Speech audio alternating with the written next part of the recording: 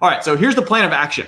We've got about 10 minutes left. So I know that these are static numbers. No matter wherever you are in the country, the numbers are going to be different for your area. I've got to use something, so I'm going to use these.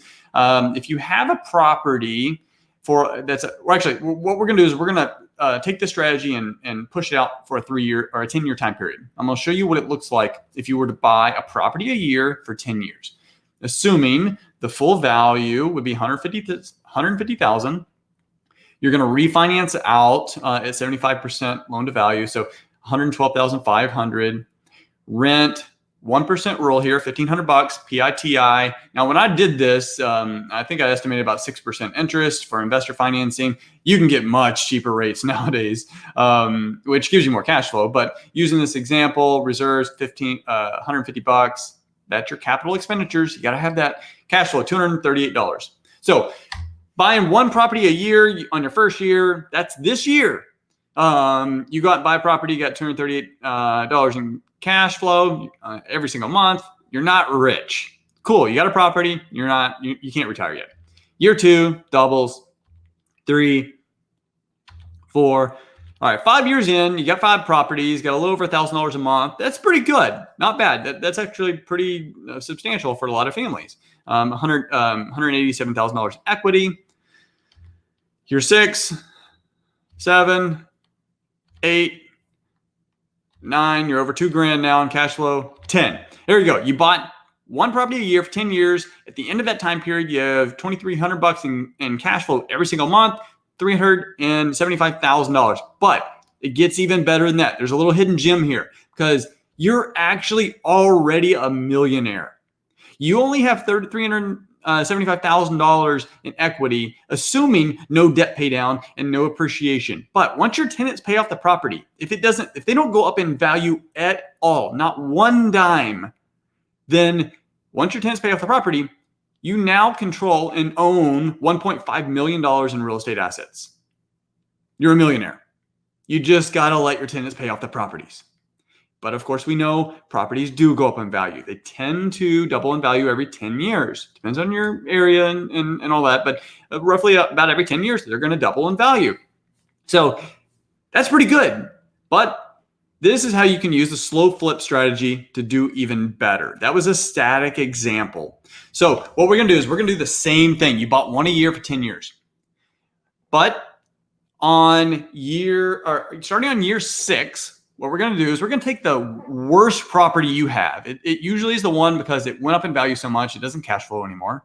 You got a lot of equity, just doesn't cash flow. Or it's just that pain in the butt property that's always got to repair, or bad tenants. So starting on year 6, you're going to take that property and you're going to sell it. And you're going to do that year 6, 7, 8, 9, and 10. So you will have sold 5 properties over that time period. But you're not just going to take that money and run off and go on a huge vacation. You're going to reinvest it. And you're going to buy another property to replace it. And you're going to buy one more in addition because you should have equity, right? And you're going to double what you sold. So you bought 10 originally.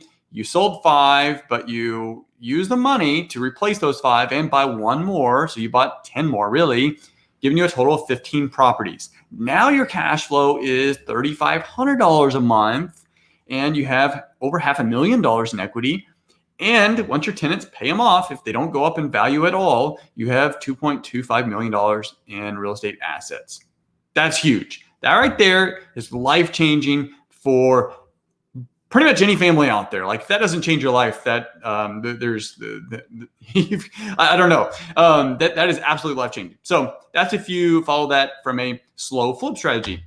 You want to be a little bit more aggressive. Buy 2 a year for 10 years, giving you 20 properties at the end of the 10 years. So you start this year, 2030. Now you got 20 properties. Starting in year 6, you don't just sell one now. You sell 2 of your worst properties. So year 6, 7, 8, 9, and 10, you'll sell 10 properties. You'll have reinvested those not into replacing just the 2 you sold each year, but you'll actually replace them and then buy 2 new ones. Giving you 20 new properties, giving you a total of 30 properties after your new property. So you bought 20, you sold 10, but you doubled those to buy 20 more. Now you got 30. Giving you $7,000 a month in cash flow, $1.1 million in equity. But when your tenants pay them off, you got $4.5 million in assets. if they don't go up in value at all. And we know they do. If you want to do it in three properties per year, get out there and get really aggressive. 30 properties at the end of the 10 years, but year 6, 7, 8, 9, and 10, you sold 15 and use the proceeds to double them, giving you 30 new ones. Now you got 45 total, 10 grand a month in cash flow, $1.687 million in equity, but your tenants are going to pay them off, $6.75 million in assets, assuming they don't go up in value at all. Again, properties go up in value, right? It only takes 6 properties, and you can be a millionaire in 3 years. That would give you $900,000 based on this example of assets once your tenants pay them off, plus appreciation. 2 a year. You just need to buy 2 a year. That's how simple it is. Anyone can do this. Anyone can go out and buy a property.